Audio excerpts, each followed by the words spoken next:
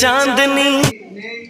भाव जो होने चाहिए समाज के सामने नहीं करता है तो उस विरासत के लिए थोड़ा दूर से शब्दों का इस्तेमाल करना पड़ता है। तो तुम एक दर्पण हो, शान हो, मान हो, सम्मान हो और उदय भानुदेव की तरह चमकोगे, हमारा तो यही शुभ आशीर्वाद है। लेकिन शाला से निकलते हुए तो मर्यादित भाव से आपसे छोटा बड़ा कोई भी मिलता है उसको नमन करना मत भूल जाना। एक तुम दोनों हाथों से करोगे, एक हाथ का जो आशीर्वाद है वो आपके लिए, आपके भविष्य के लिए इतना उज्जवल होता है, इतना।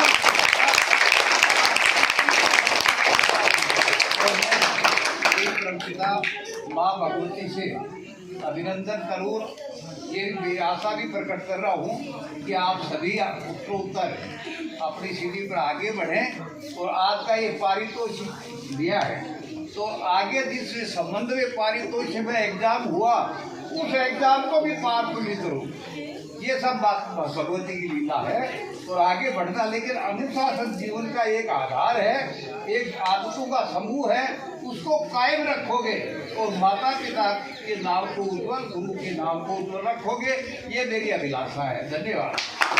श्रीमान कन्हैयालाल जी काजला हमें संबोधित कर रहे थे और उन्होंने आपसे अपेक्षा की है कि आप अपने माता पिता और अपने गांव का नाम भविष्य में रोशन करोगे। आशा है हम सभी से ही कि आप वास्तव में अपने माता पिता, हमारा विद्यालय का, गांव का नाम इसी तरह रोशन करते रहोगे। अब वक्ताओं की अगली कड़ी में मैं आमंत्रित करना चाहूँगा पूर्व प्रधानाचार्य जी महोदय श्रीमान रामकुमार जी वर्मा से, वो भी से इस विद्यालय परिवार को लाभान्वित करेंगे।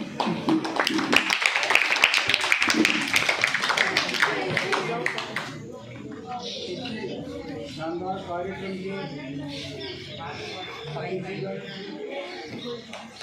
आदरणीय कन्हैयालाल जी, रामदास जी महाराज, भाई प्रिंसिपल सर और समस्त स्टाफ, प्यारे विद्यार्थी,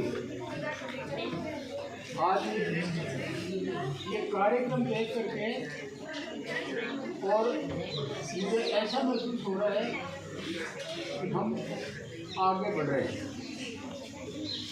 2-3 जो स्टेप हैं आपके बहुत अच्छे लगे। नंबर 1, आपने आपको एक आइडेंटिटी कार्ड बना करके दिया अपनी पॉकेट से। ये कोई सामान्य बात नहीं है। इस आइडेंटिटी कार्ड पर आपने देखा होगा अपना नाम, पिता का नाम और माता का नाम। आपको मैं इस तथ्य की तरफ ले जाना चाहता हूँ, ये तीनों का नाम आपको साथ रहेगा। अगर आप कोई खुराफात करेंगे तो इन तीनों का नाम बदनाम होगा, आपके साथ साथ माँ बाप का नाम भी बदनाम होगा। और अगर आप कहीं भी किसी भी प्रकार का कोई श्रेष्ठ काम करेंगे और वाहवाही मिलेगी तो आपके साथ साथ आपके नाम, माँ बाप का नाम भी रोशन है। तो इस बात को, इसको धारण करने के बाद आदमी की वेशभूषा के साथ, पर्सनैलिटी के साथ ही जुड़ गया। इसको धारण करने के बाद आपकी हमेशा मंशा बनी रहनी चाहिए कि कहीं भी इस आई कार्ड को कोई धब्बा नहीं है, कहीं कोई ओढ़मा सुनने को नहीं मिले। आप इसको जान से पहन करके, क्योंकि सब बैठे हो, किसी का मालूम नहीं कौन क्या है, लेकिन ये आई कार्ड ले जाने के बाद आपको हर आदमी पहचान पाएगा कि अमुक का बेटा होता है, अमुक करते हैं, अमुक जाति संप्रदाय। तो इसकी लज्जा आपको हमेशा रखनी है।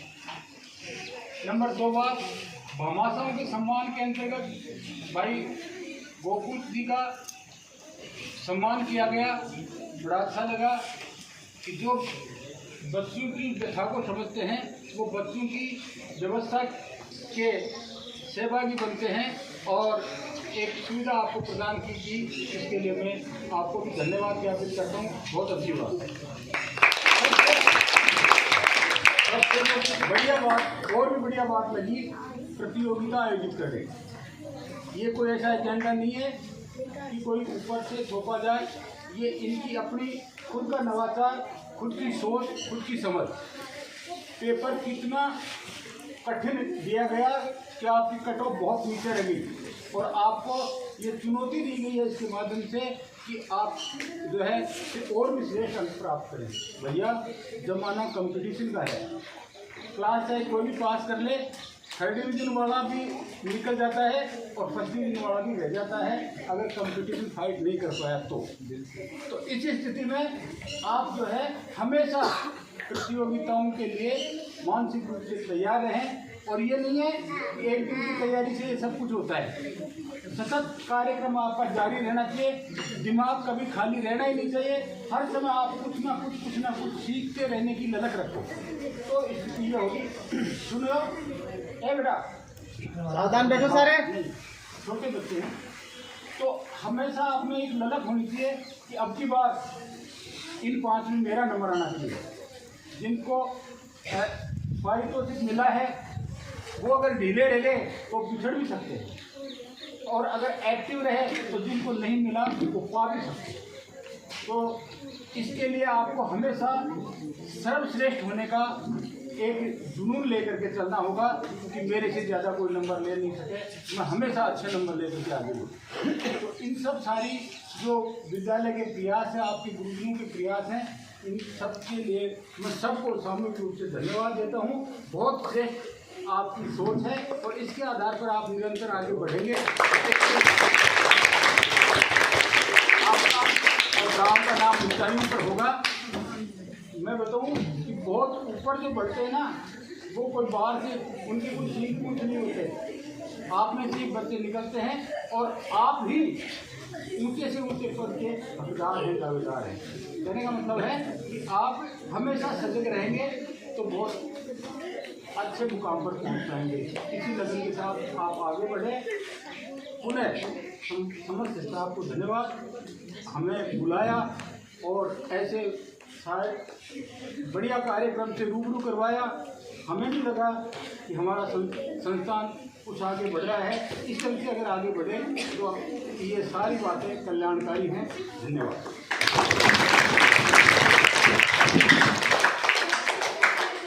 बहुत बहुत धन्यवाद। अभी हमें संबोधित कर रहे थे पूर्व प्रधानाचार्य जी महोदय श्रीमान राम कुमार जी वर्मा।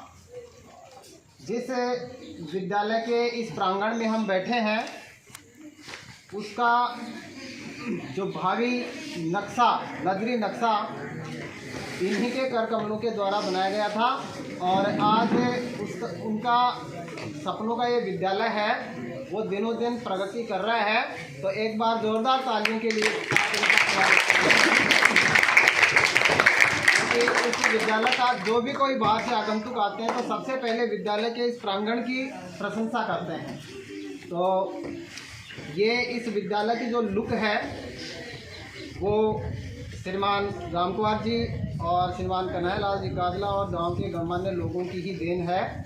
लेकिन हम जो विद्यालय परिवार के सदस्य हैं, अध्यापक गण भी उन्होंने जो सपना संजोया था उस सपने को थोड़ा आगे ले जाने का प्रयास कर रहे हैं। और इसी कड़ी के अंदर यानी जितना हम कुछ दे पाते हैं इस विद्यालय के इन बच्चों के लिए उतना हम बरसक प्रयत्न करते रहे हैं। सर ने अभी बताया था कि ये ज़माना प्रतियोगिता का है। तो आपको बता दें कि प्रतियोगिता जिसमें निगेटिव मार्किंग भी होती है, आज सरकारी जो नौकरियां हैं उनकी कमी नहीं है लेकिन बच्चे कम पढ़ रहे हैं।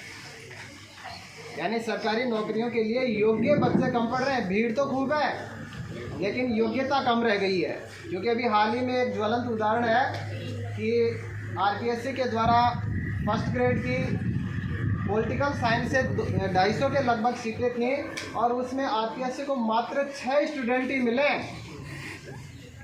जो योग्य थे वो 6 प्रतिभागी ही पास हुए हैं और बाकी सीटें खाली रह गई हैं। इसलिए ये प्रतियोगिता का ज़माना है और सचिन जी के द्वारा आपको जो प्रतियोगिता के लिए जो प्रश्न दिए थे इस प्रकार के प्रश्न ही आरपीएससी के अंदर पूछे जाते हैं। तो आशा करता हूँ कि आप अभी से कंपटीशन की भावना अपने अंदर जागृत करेंगे और भविष्य में आने वाले जो कंपटीशन हैं उनको पहले ही प्रयास के अंदर तोड़ के अपने माता पिता का और विद्यालय का, अपने शिक्षकों का, गांव का नाम रोशन करेंगे। यही मेरी आपसे आशा है।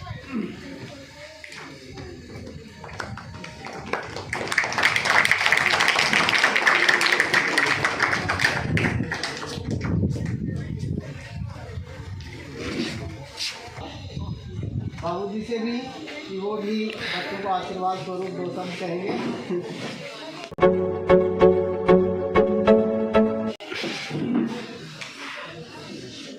सर्वप्रथम मैं सामाजिक मंच को नमन करता हूँ। यहाँ पर उपस्थित हमारे अतिथि विद्यालय के प्रधानाचार्य और समस्त उत्साहगण, प्यारे बच्चे। एक दिन मैं और अशोक सर बैठे रहे थे तो सर बता रहे थे कि बच्चों के आई कार्ड वगैरह होने चाहिए, लेकिन इसमें एक समस्या आ रही थी कि सर ये बता रहे थे कि हर बच्चा जो कि कोर्स है वो अफोर्ड नहीं कर पाता, और ये कि जेन्युइन प्रॉब्लम भी थी।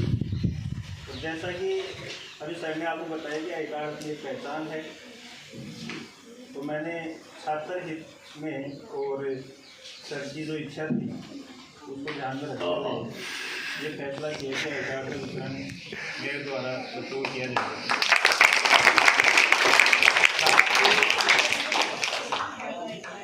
आगे भविष्य में अगर छात्र हित और विद्यालय हित के लिए मेरी तरफ से अगर कोई सहयोग की आशा अगर स्टाफगण या प्राचार्य महोदय करते हैं तो मैं पूरी कोशिश करूँगा कि बच्चों की हित में जितना मैं कर पाऊँ। आपको बता तो वो किया, अब मैं इतना ही कह के अपना साथी धन्यवाद। अब अगली कड़ी में मैं आमंत्रित करना चाहूँगा श्रीमान सचिन जी को कि वो भी बच्चों को अपने विचारों से लाभान्वित करें।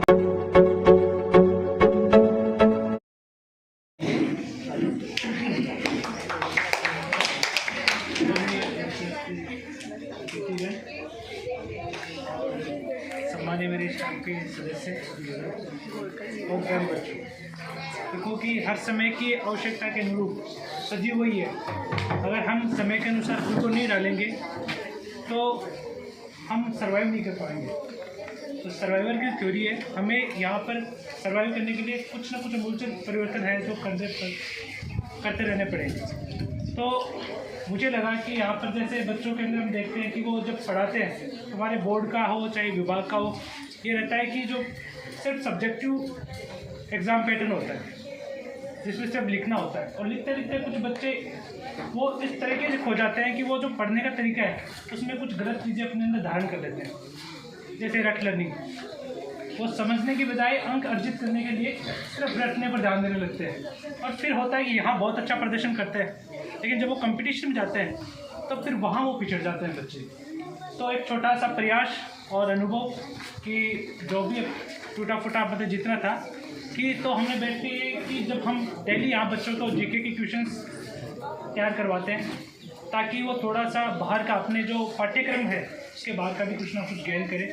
इसके अलावा डेली न्यूज़पेपर बच्चों को पढ़ाते हैं ताकि वो समाज में अपने आसपास के परिवेश में जो भी घटनाएं हो रही है उसके लिए वो नज़र गड़ाए रखे और फिर जागरूक नागरिक के रूप में वो बने। तो इसके अलावा कुछ मेंटल कि बच्चे कुछ मेंटल एबिलिटी के चेक करने के लिए, कुछ तार्किक क्षमता उनकी विकसित करने के लिए कुछ हमने ऐसे पर्सन उसमें ऐड किए जो अभी पेपर डिज़ाइन किया था उसमें, जिसमें कुछ अलग नहीं किया, सिर्फ वही था जो हम दिल्ली से पहले से करवाते आए हैं सालों साल से, कि जो जीके के क्वेश्चंस थे, दिल्ली का न्यूज़पेपर था मेंटल एबिलिटी के, ताकि बच्चों में ये समझ हो कि जब यहाँ से वो कंपटीशन के लिए जाए तो वहाँ जीरो पे स्टार्ट ना करे। हम चाहते हैं कि उनको कुछ बीइंग प्रोएक्टिव रखें, बाकी सबसे थोड़ा सा उनको आगे का एज दे के यहाँ से भेजें ताकि वो सिर्फ बोर्ड में ही अच्छे अंक नहीं पे, वो अपने जीवन में भी कंपटीशन में या लाइफ में अच्छा मुकाम करे और अपने जो पढ़ने का तरीका है उसमें रटने लर्निंग की जगह वो समझने पर अधिक जोर दे और उनको एनालिटिकल वे में उसमें विश्लेषण करे, जो पढ़े उसका अच्छे से विश्लेषण करे। इसके लिए एक छोटा सा प्रयास और स्टाफ का काफ़ी अच्छा सहयोग रहा और इन्हीं की बदौलत ये सब चीज़ें संभव हो पाई कि आपका टेस्ट वगैरह जब भी समय मिलता है महीने भर से तो करवाने का प्रयास करते हैं। इसके लिए मैं स्टाफ का धन्यवाद देता हूँ कि वो एकदम पूरी ललक से सिर्फ पेपर तक तैयार करने तक नहीं होता, जब भी मतलब कि मौका जब भी टेस्ट होने के लगभग दूसरे या तीसरे दिन पूरा स्टाफ मुझे OMR बेस्ड, हमारे पास OMR के लिए कोई मशीन सिस्टम नहीं है कि जहाँ ऑप्टिकल रीजनिंग सिस्टम की वहाँ से कुछ मशीन से चेक होगी, तो स्टाफ बैठता है वो आंसर की के साथ और कठिन परिश्रम से उन्होंने ये जो OMR को चेक करके और समयबद्ध मुश्किल से दूसरे दिन तो सर सबने तैयार करके दे दिया, तो इसके लिए मैं पूरे स्टाफ को धन्यवाद देता हूँ। और ऐसा है कि हम जितना भी हमारा अनुभव है पूरे स्टाफ का वो तो हम उसका अधिक से अधिक हम कैसे उपयोग कर पाए उसके लिए हम आप सभी को कुछ हरे और नवाचार जोड़ते रहेंगे। और मैं धन्यवाद देता हूं जो ग्रामीण जन और यहाँ आए हैं और गांव के प्रबुद्धजन, और हम चाहते हैं कि आपका नॉलेज भी, क्योंकि इससे मुझे लगता है गांव में सबसे ज़्यादा अगर कोई अनुभव की बात आती है तो सबसे सीनियर सिटीजन, तो हमारे साथ आपका अगर इनको अनुभव भी अगर लाभ मिलता रहेगा तो शायद और भी बेहतर कर पाएंगे अपने जीवन में, इनके साथ रहेगा।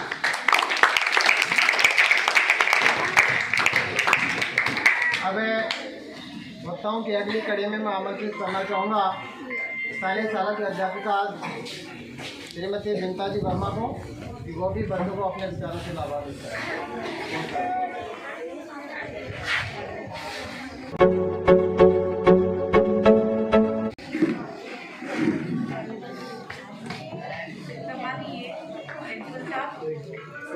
नाम से पधारे हुए श्री कन्हैयालाल जी रामदास जी अंकल जी, गोकुल जी, सभी विद्वान साथीगण एवं प्यारे बच्चे, मैंने इस स्कूल से संपर्क जुड़े हुए लगभग 25 साल हो गए। सन 2001 में 2 जुलाई को मेरी पोती पहली बार यहाँ की थी। उस समय गिनती के 8-10 कमरे थे, छोटी सी बिल्डिंग थी, लेकिन उस वक्त भी इस स्कूल में 350 बच्चे थे और बच्चे इंटेलिजेंट भी थे। तो इस स्कूल से जैसे उस वक्त मेरे में भी इतनी मतलब कॉलेज से सीधी निकल के आई थी, तो इतनी थोड़ा सा बचपना ही था, बच्चों के साथ बच्चों की जैसे ही मैं थी, लेकिन यहीं से मेरी ज़िंदगी की नई शुरुआत हुई है इसी विद्यालय से। इसी विद्यालय से मैंने अपनी जिम्मेदारियों को निभाना सीखा है और तब से लेकर आज तक मेरा जुड़ाव इस विद्यालय से बहुत ही अच्छा रहा है। मुझे घर जैसा परिवेश महसूस होता है। यहाँ से जब मैं दूसरे विद्यालय में गई थी तो 1 साल तक एडजस्ट नहीं हो पाई थी कि जैसे मेरा घर छूट गया, जैसे कि लड़की पियर से ससुराल जाती है और उसे पियर की याद आती है, ऐसे ही मेरे साथ हुआ दूसरे विद्यालय में जाने के बाद। वहाँ के सभी गांव के जो बड़े लोग हैं, जैसे मैं ये कहूँगी जैसे मेरे दादाजी की उम्र के भी हैं, पिताजी की उम्र के भी हैं, मेरी उनकी उम्र, सबका बहुत ही अपना जो प्यार दिया मुझे, तो यहाँ से छोड़ कर जाने का मन ही नहीं था। यहाँ से बच्चे जो हैं, बच्चों का भी बहुत ही प्यार मिला और यहाँ के बच्चे का अनुशासन उस वक्त जो करते थे, लगभग जहाँ तक मुझे ध्यान है 150 बच्चे गवर्नमेंट जॉब में लग गए हैं मेरे पढ़ाए हुए। तो आज के बच्चों से भी मैं यही चाहती हूँ कि उसी परिपाटी को जो पहले आज से 10 साल पहले जो बच्चे निकल के गए हैं या 15 साल पहले जो बच्चे निकल गए हैं, उनमें अनुशासन कुछ ज़्यादा था अब के बजाय, इंटेलिजेंस भी कुछ ज़्यादा थी, लेकिन खैर इंटेलिजेंसी तो अपन पढ़ाई करेंगे तो आ सकती है, अनुशासन थोड़ा सा ज़्यादा ये उम्मीद मैं रखती हूँ बच्चों से। और बाकी तो दिन प्रतिदिन विद्यालय में बहुत अच्छा सुधार होता जा रहा है। जैसे बहुत भौतिक सुविधाएँ भी उस वक्त जैसे नहीं थी, फर्नीचर की व्यवस्था नहीं थी, दरियों पे बच्चे बैठते थे।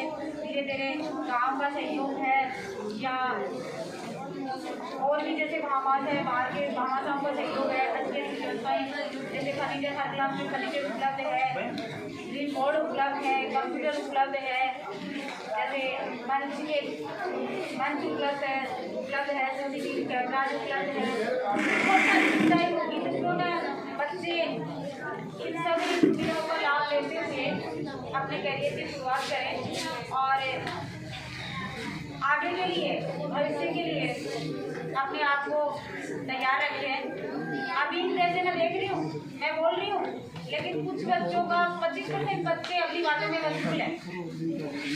मेरे को नजर आ रहा है कि उनको मतलब ही नहीं है कि कोई कुछ बोल रहा है।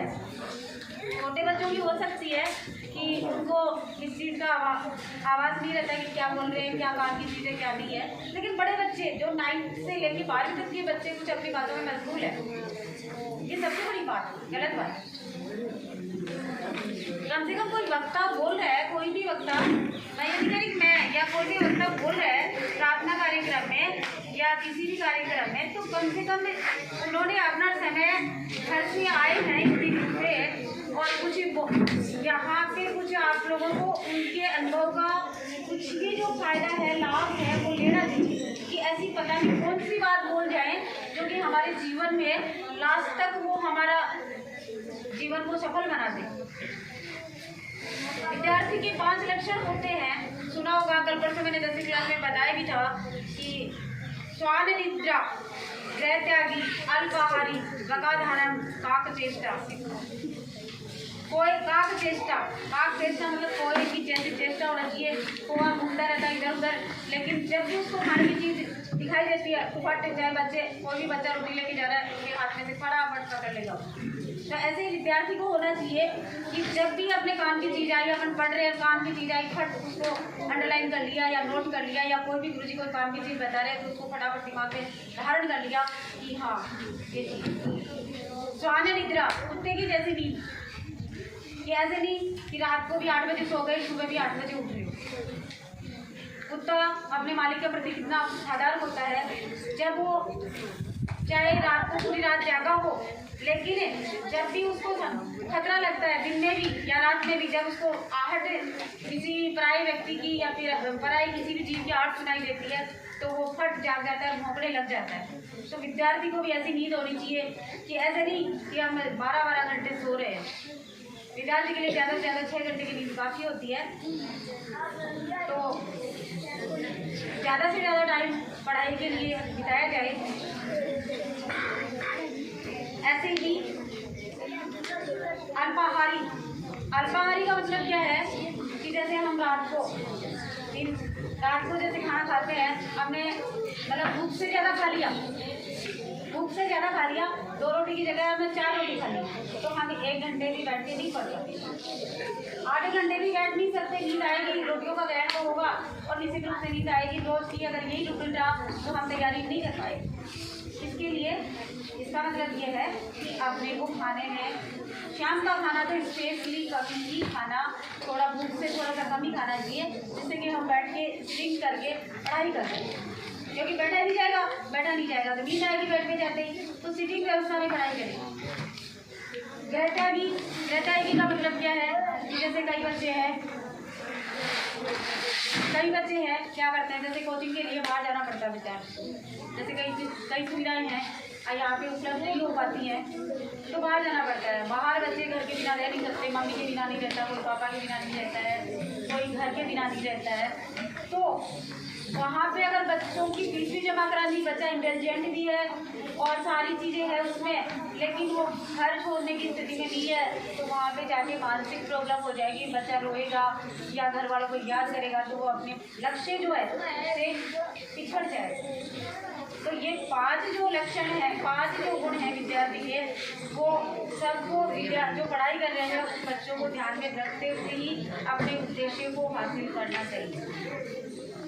और यहाँ मैं हालांकि मेरी पोस्टिंग नसीबाबाद है, वहाँ पे भी बच्चे हैं, उनका भी थोड़ा नुकसान हो रहा है, लेकिन फिर भी मैंने सोचा वो तो छोटे से बच्चे हैं, उनको तो मैं कैसे कैटर कर दूँगी, लेकिन यहाँ बच्चों की संख्या ज़्यादा है, तो इसी टाइम में ज़्यादा जहाँ पे हित होता है उसमें समय अपने को देना चाहिए। इसी चीज़ को देखते हुए मैंने क्या ज़्यादा से ज़्यादा जो मेरे में योग्यता है जितनी भी है उसमें कुछ ज़्यादा से ज़्यादा देने की मैं कोशिश करती हूँ। लेकिन कई बार तकलीफ होती है कि जब हम अपना गला फाड़ते रहते हैं क्लास में, बोलते रहते हैं और मैं जहाँ तक होता है मैं बैठने जाती हूँ कि बच्चे का पूर्व ज्ञान कितना है। बच्चे ने कई कड़ा नहीं आते तो उसको मैं वाकई नहीं सिखाती हूँ। मैं पीछे जाती हूँ कि इस बच्चे को कितना नॉलेज है, उसके पीछे से लौट के आती हूँ कि चाहे उस पाठ में 10 दिन लग जाए मेरे को। लेकिन कुछ बच्चे ऐसे होते हैं उनको डेली ही टोकना पड़ता है, तो ये चीज़ें है ना बाद में नहीं मिलेंगी। ये जो आज जो लापरवाही तुम कर रहे हो ना, ये समय लौट के आने वाला नहीं है, कभी भी लौट के नहीं आएगा। मेरे आदर्श गुरु जी बैठे रामपुर जी, मैंने अपनी ज़िंदगी में सब कुछ सीखा है इनसे। बहुत सारी चीज़ें इन्हीं के जीवन से मैंने सीखी है और इनकी वजह से ही मैं आज यहाँ पे मौजूद हूँ। इनके मकान में मैं 16 साल रही हूँ और इनके मान लो इनका मेरे सर पे पूरा हाथ रहा है। कभी मुझे यहाँ रही थी गरिया में तो मुझे अकेलापन महसूस हुआ, परिवार जैसा प्यार मिला। कन्हैया जी गुरु जी की सानिध्य में भी मैंने 7-8 साल गुजारे हैं, तो इन्होंने भी पिताजी जैसा मुझे सपोर्ट किया है। रामदास जी अंकल जी हैं तो इनका तो कहना ही क्या है, ये जस्ट मेरे पास में ही एकदम सिर पे हाथ रहा है। तो मुझे तो ये ठिकरिया गांव जो है एकदम परिवार जैसा माहौल यहाँ नज़र आता है। तो मैं चाहती हूँ कि यहाँ के जो बच्चे हैं वो भी ऐसे कुछ अच्छा करें जिससे गांव का रोशन हो। और शीतलदास जी की वाणी में जब हम यहाँ अपनी पढ़ाई का अपने उद्देश्य को यहाँ पे बड़ी में रहते हुए अपना पढ़ाई का काम कर रहे हैं, तो शीतलदास जी का कुछ आशीर्वाद रहता है बच्चों के, इसी वजह से आगे बच्चे सक्सेस होते हैं। और आप भी लोग उससे उन बच्चों से प्रेरणा लेके आप भी कुछ बनो। इतना ही मैं कहना चाहूँगी।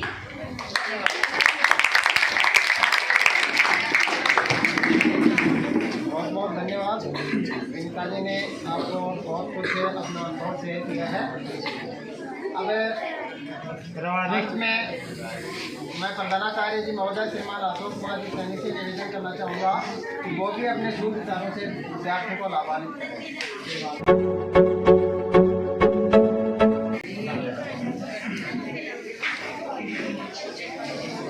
सावधान बैठो सारे।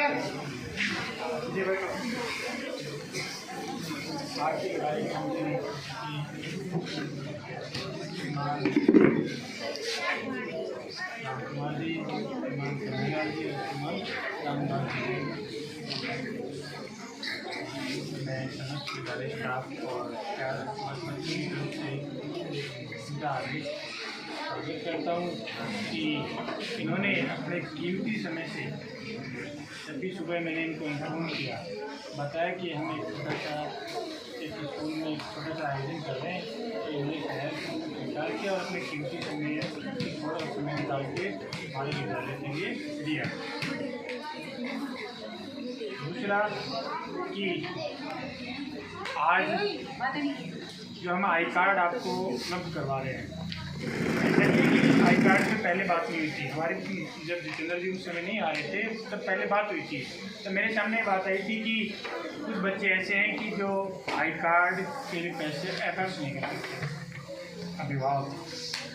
मैंने सोचा क्यों ना हम इसको चाहे SDMC के थ्रू या फिर विद्यालय स्टाफ मिलकर इसको बच्चों को उपलब्ध कराएंगे। जब एक दिन बैठे थे, जैसा कि जितेंद्र जी ने बताया, तो इन्होंने सहर्ष उसको स्वीकार किया और कहा सर कोई बात नहीं, मैं मेरी तरफ से बच्चों के लिए आई कार्ड की घोषणा करता हूँ कि आप घोषणा कर देना प्रार्थना में। जितेंद्र जी का बहुत बहुत धन्यवाद देता हूँ और आशा करता हूँ कि इस विद्यालय को जो छात्र हित हो, चाहे विद्यालय हित हो, जब भी आवश्यकता होगी तो आप हमेशा एज ए स्टाफ के नाते भामाशा के रूप में इस विद्यालय में अपना योगदान देते रहेंगे। दूसरा, जैसा कि सामान्य ज्ञान प्रतियोगिता, वैसे तो अभी रूढ़ जी सर ने काफ़ी बता दिया कि सामान्य ज्ञान प्रतियोगिता में अभी जो वर्तमान परिदृश्य में हम जब देखते हैं तो माइनस मार्किंग होती है। अभी पूरे राजस्थान में नहीं, पूरे भारत में चर्चित विषय बना था। अगर आप लोग थोड़ा सा भी न्यूज़पेपर या अखबार से टच रहते हैं, क्योंकि वर्तमान जो समय है वो वैश्वीकरण का है। और मैंने एक इंस्टाग्राम पे वो देखी थी, उसमें ये था, किसी ने फॉरेनर ने कमेंट कर रखा था कि आरपीएससी मतलब यूपीएससी को फॉलो करने लगी है, और आरपीएससी यानी राजस्थान में 398 योग्य पात्र है ना, वो कैंडिडेट नहीं है।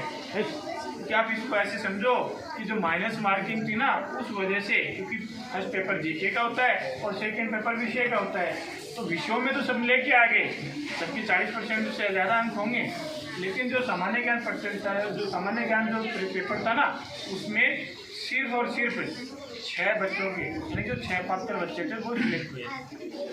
तो एक वो चल रहा था उस दिन ट्रेंड कि वो 6 बच्चे कौन से हैं पूरे राजस्थान में जिन्होंने आरपीएससी की एग्जाम में सफलता प्राप्त की है।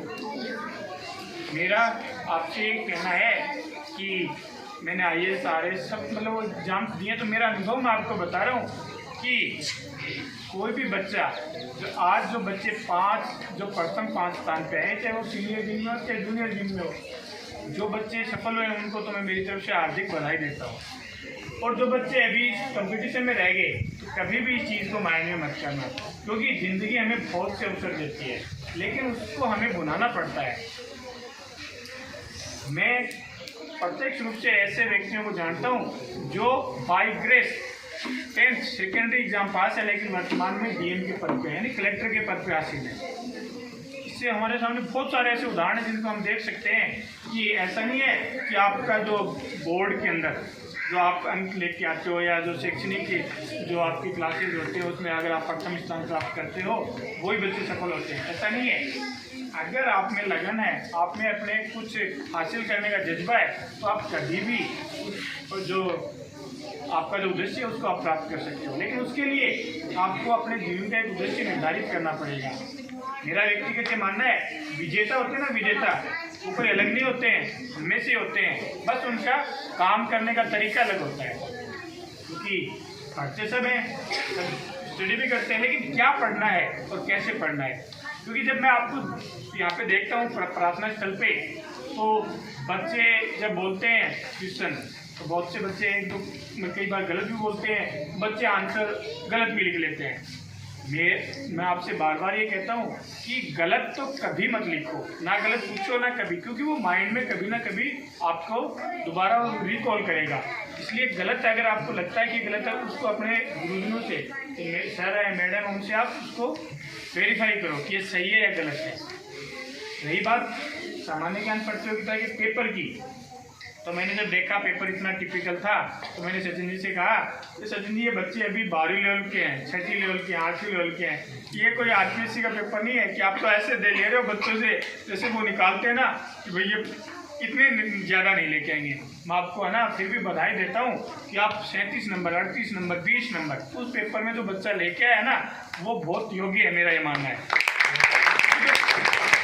पेपर से पढ़ाया था इन्होंने, उसमें 10-12 क्वेश्चन मैंने उससे रिवाइज भी करवाए थे। ये पर्सन बहुत टिपिकल है, बच्चों के अभी लेवल इतना नहीं है कि आप अभी देखो, क्योंकि सामने तो लगता है कि मैं जो पढ़ रहा हूँ मेरे को वो आसान लगेगा, लेकिन बच्चों तक वो बात आनी चाहिए, कभी ना कभी उनके सामने प्रस्तुत होनी चाहिए। तो मेरा ये व्यक्ति मानना है कि आप लोग जीवन में अपना उद्देश्य निर्धारित करो और उसके अनुसार मेहनत करो। विद्यालय में आते हो अनुशासन में रहो। आज जो कार्यक्रम मैंने आयोजित किया है, सर को इन्होंने जो बुलाया, इन्होंने जो कीमती समय निकाला, मेरा एक ये उद्देश्य था कि गांव और विद्यालय का संपर्क हमेशा बना रहना चाहिए। क्योंकि ये सभी जो सम्मानित सदस्य हैं, ये तीनों हमारे एसडीएमसी के भी सदस्य हैं, तो कम से कम गांव नहीं तो एसडीएमसी के सदस्य अगर विद्यालय में आएंगे तो वो जानेंगे कि विद्यालय की जो गतिविधियाँ क्या हैं, विद्यालय में क्या क्या चल रहा है, अध्ययन कैसा चल रहा है, गैर शैक्षणिक गतिविधियाँ कैसी हो रही हैं। तो जब वो विद्यालय में आएंगे तो उनका जुड़ाव होगा।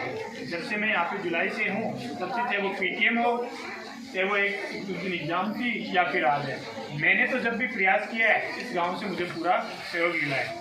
और मैं इनका उन्हें, क्योंकि समय हो गया मेरे को पता है सभी बच्चे काफ़ी टाइम से बैठे हैं, तो उन्हें आदर और सम्मान के योग्य गुरुजन राम कुमार जी, कन्हैयालाल जी और रामदास जी, तीनों का ना बहुत ही धन्यवाद देता हूँ। इन्होंने मेरे सूचित करने के लिए विद्यालय में आए और बच्चों को अपने अनुभव से लाभान्वित किया। बहुत बहुत धन्यवाद।